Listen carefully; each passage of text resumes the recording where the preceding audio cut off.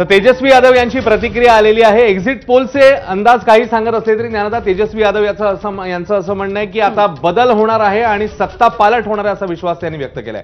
सोमेश कोलगे आपल्या सोबत आहेत, आपले प्रतिनिधी जे तेजस्वी यादव यांच्या निवासस्थानाबाहेरून आपल्या सोबत आहेत। सोमेश, अवघ्या काही मिनिटांमध्ये पहिला कल हाती येईल। 8:30ला ईव्हीएमची मतमोजणी सुरू होणार जशी आताची अपडेट आहे। तिकडे कशा प्रकारे विश्वास व्यक्त केला जातोय तेजस्वी यादव यांच्या परफॉर्मन्स बद्दल? सोमेश, अश्विन, दोन्ही बाजूंनी म्हणजे महायुती जी एनडीए आहे आणि महागठबंधन यांना दोघांनाही विश्वास आहे की ते सरकार स्थापन करतात। आता आपण आहोत हे राबडी देवींचं निवासस्थान आहे आणि अगदी थोड्या वेळापूर्वी याच गेटवर आता प्रतिक्रिया दिलेली आहे तेजस्वी यादव यांनी की हम जीतने जा रहे और बदलाव होगा।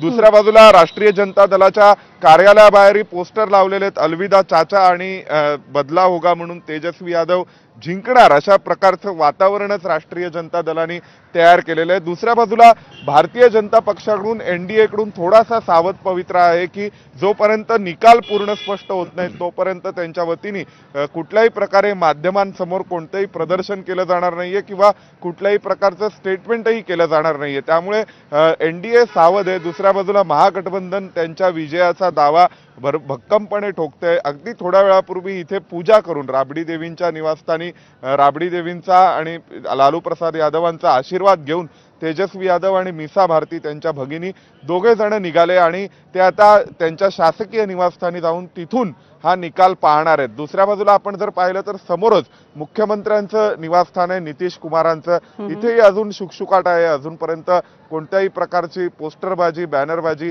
किंवा काहीही स्पष्ट चित्र जोपर्यंत होत नाही निकालाचं तोपर्यंत इथे कार्यकर्तेही जमलेले नाहीयेत। त्यामुळे हे नितीश कुमारांचं घर आहे, राबडी देवींचं घर आहे आणि या बिहारच्या पटनामध्ये आज निर्णय होणार आहे की बिहारवरती राज्य कोणाचं असेल, बिहारचे मुख्यमंत्री कोण होणार। 20 वर्षांच्या कार्यकाळानंतर नितीश कुमार हे निवडणुकांना सामोरे गेलेले आहेत, त्यामुळे अँटी इन्कम्बन्सी आहे अशी चर्चा खूप मोठ्या प्रमाणावर आहे। दुसऱ्या बाजूला जंगलराज लालू प्रसाद यादवांचं याला लोक कंटाळलेले आहेत, अजून विसरलेले नाहीत अशा स्वरूपाची चर्चा ही एनडीएकडून रंगवली जाते।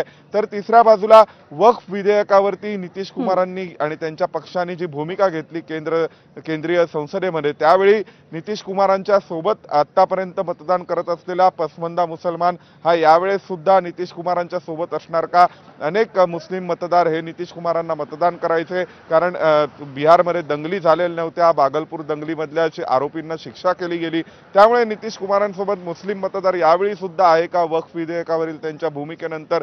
त्यानंतर मग दुसऱ्या बाजूला जे महादलित, सवर्ण, अतिपिछडा असे जे नवे शब्द आणि या नव्या वर्गांना हात घालण्याचा प्रयत्न नितीश कुमारांच्या राजकारणातून झाला होता आणि त्यांच्या योजनांच्या माध्यमातूनही झाला होता, तर हे सगळे वर्ग नितीश कुमारांच्या सोबत उभे राहणार आहेत का? तर एका बाजूला तेजस्वी यादव आहे ज्यांच्याकडे यादवांचं भरपूर मोठं मतदान आहे आणि सर्वात महत्त्वाचं म्हणजे काँग्रेस आणि मुस्लिम मतदार सुद्धा त्यांच्यासोबत येतील अशी त्यांना आशा आहे। तर या अनेक प्रश्नांची उत्तर अगदी थोड्याच वेळात स्पष्ट होणार आहेत। पोस्टल बॅलेटची मतमोजणी सुरू झालेली आहे आणि अगदी काही वेळात स्पष्ट होईल की मॅजिक फिगर पर्यंत कोण जाणार। जो अंदाज आहे त्यानुसार ज्याचं कोणाचं सरकार येईल ते अगदी स्पष्ट बहुमतात येईल असा अंदाज व्यक्त केला जातोय, कारण त्या पद्धतीने मतदारांनी मतदान केलेले आणि मतदानाची टक्केवारीच असं सांगते की ज्या पद्धतीने 70% बिहारच्या आजवरच्या इतिहासामध्ये सर्वाधिक मतदान हे बिहारचं या विधानसभेला झालेलं आहे। एवढं मतदान बिहारमध्ये लोकसभेलाही कधी झालेलं नव्हतं आणि विधानसभेलाही कधी झालेलं नव्हतं आणि त्यातही